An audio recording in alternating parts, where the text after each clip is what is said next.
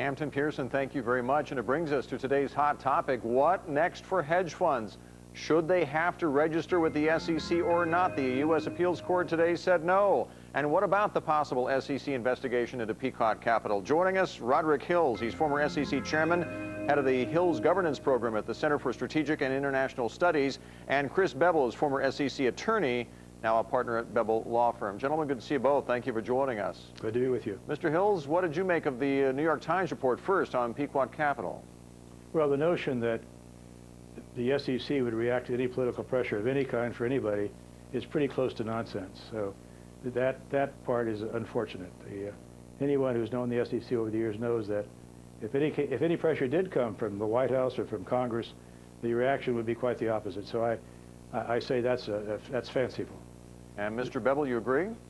Oh yeah, absolutely right on point. The SEC is not regarded as being easily influenced by political overtures. The SEC has fought off attempts in the past. I think we have more of a situation here where this conduct is regarded as insubordination and refusal to adhere to the mandates of supervisory personnel. You're talking about what happened to Mr. Gary being fired last summer? Yes, sir, that's right.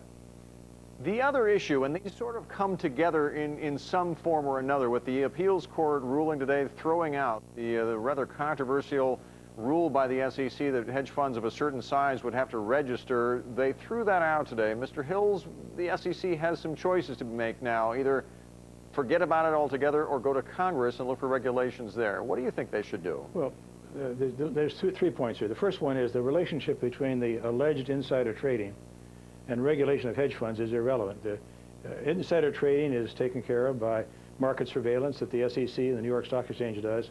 Any change in regulation with respect to hedge funds is not going to deal with that. I've not read the appeals court decision, but essentially I believe it says that the SEC had not established a sufficient basis for what they did.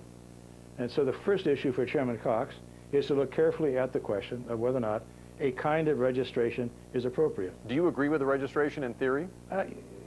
It depends upon where you're going. The SEC does a whole lot better at transparency and disclosure than it does on regulation.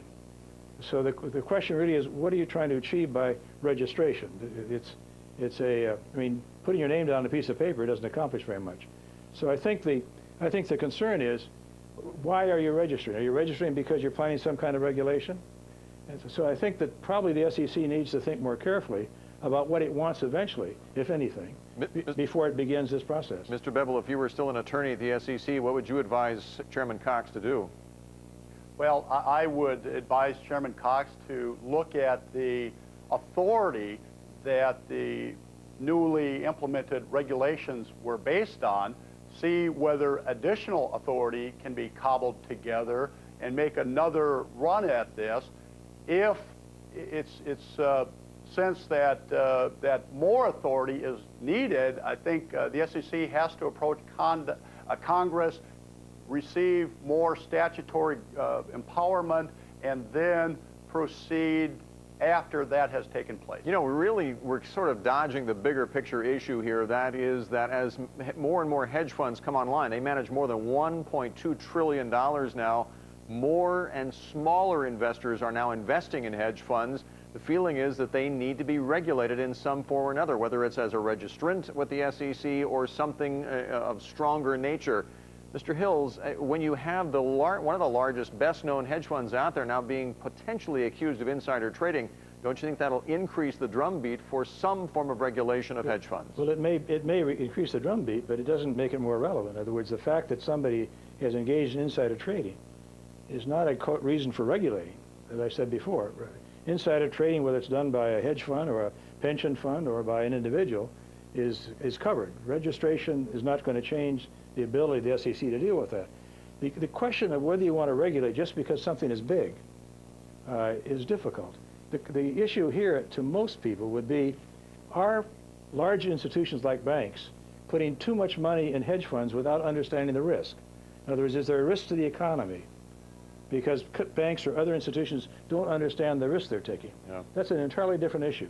So I reiterate, before you rush back to register, let's find out what kind of regulation, if any, is needed.